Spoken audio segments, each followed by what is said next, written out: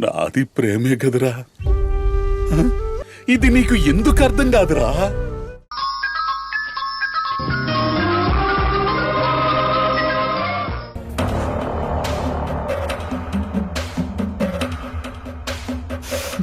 ఎవరికైనా వయసు పెరిగితే అందం తగ్గుతుంది కానీ నాకేంటి విచిత్రంగా గ్లామర్ పెరిగిపోతుంది. నీ అందాన్ని నువ్వే కాపాడుకోవాలి మధు. నువ్వు ఆ తేజ అన్న మాటలు పట్టించుకోకు. వాడన్నవే కాదు, ఎవరన్నవి పట్టించుకోకు. నీది మనిషి జన్మ అయితేనే కదా పట్టించుకోవడానికి.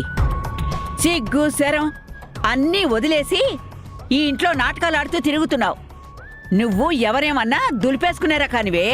ఏంటి బామ్మ మనవరాలు ఇద్దరూ చాలా ఆవేశంగా ఉన్నట్టున్నారు. నిన్న నేను మీకిచ్చిన జలక్ సరిపోలేదా?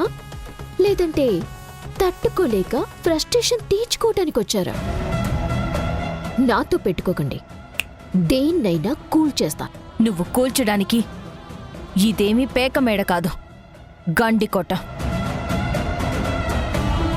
దీన్ని బద్దలు కొట్టాలంటే నీ తాతలు దిగి రావాలి. చాలు సిస్టర్, బానే కవర్ చేసుకుంటున్నావు. లోపల నువ్వెంత నరకం అనుభవిస్తున్నావో నాకు తెలుసు కదా. నాకు అదే కావాలి. ఏంటి నీకు అత్తయ్యకి మధ్య గ్యాప్ వచ్చిందని ఫీల్ అవుతున్నావా?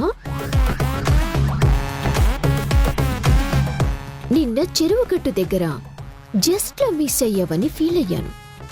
కానీ ఇంట్లో బాగా దొరికిపోయావు సింధు. నాకొక చిన్న డౌట్. అత్తయ్య వద్దన్నా కూడా తేజ యష్తో పట్టుపట్టి మరీ ఆ కార్యక్రమం జరిపించావంటే అది మావయ్యదే కదా? ఏయ్, ఏంటి గొంతు లేస్తుంది? మాట కూడా బయటికి రాకుండా నులిమేస్తాను, జాగ్రత్త.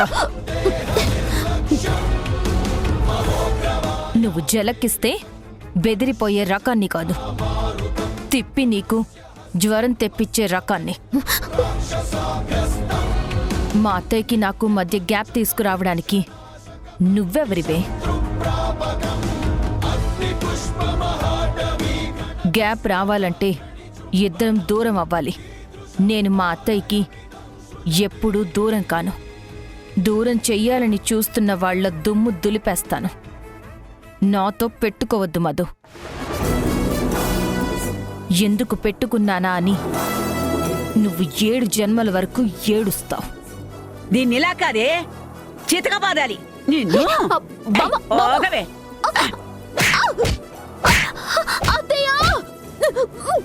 ఏయ్, అరిచావంటే ఇంకో 2 దెబ్బలు ఎక్కువ పడతాయి.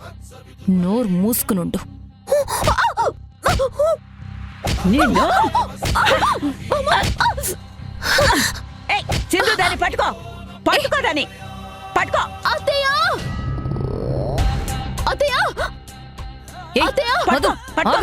వదలొద్దు. మధు, అత్తయ్య చూడండి అత్తయ్య, నేను మీకు పిండ ప్రధాని గురించి నిజం చెప్పానని నన్నిద్దరు కలిసి కొడుతున్నారు, చంపేస్తానని బెదిరిస్తున్నారు.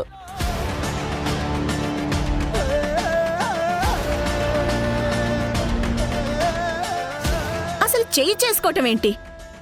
తను ఈ ఇంటి పెద్ద కోడలి స్థానంలో ఉంది. మీ ఇష్టం వచ్చినట్టు చెయ్యి చేసుకుంటారా? అసలు ఏం జరుగుతుంది ఇంట్లో? నిజం చెప్తే కొడతారా? మిమ్మల్ని ఒక మాట అంటే చంపేస్తారా? అలాగైతే నన్ను కొట్టండి.